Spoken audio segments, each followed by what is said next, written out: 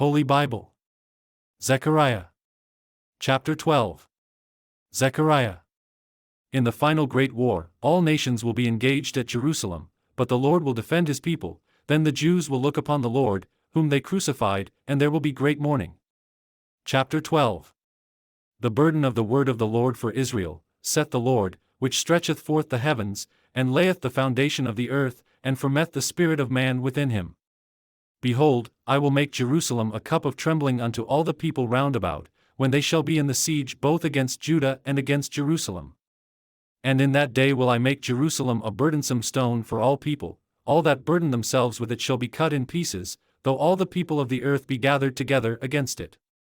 In that day, saith the Lord, I will smite every horse with astonishment, and his rider with madness, and I will open mine eyes upon the house of Judah, and will smite every horse of the people with blindness. And the governors of Judah shall say in their heart, the inhabitants of Jerusalem shall be my strength in the Lord of hosts their God.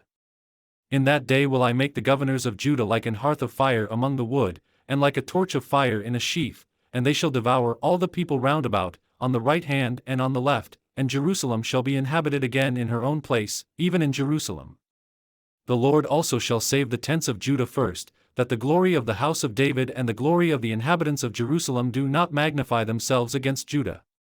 In that day shall the Lord defend the inhabitants of Jerusalem, and he that is feeble among them at that day shall be as David, and the house of David shall be as God, as the angel of the Lord before them.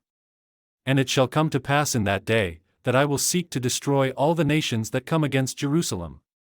And I will pour upon the house of David, and upon the inhabitants of Jerusalem, the spirit of grace and of supplications, and they shall look upon me whom they have pierced, and they shall mourn for him, as one mourneth for his only son, and shall be in bitterness for him, as one that is in bitterness for his firstborn.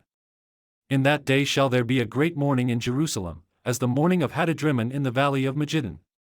And the land shall mourn, every family apart, the family of the house of David apart, and their wives apart, the family of the house of Nathan apart, and their wives apart. The family of the house of Levi apart, and their wives apart, the family of Shimei apart, and their wives apart. All the families that remain, every family apart, and their wives apart.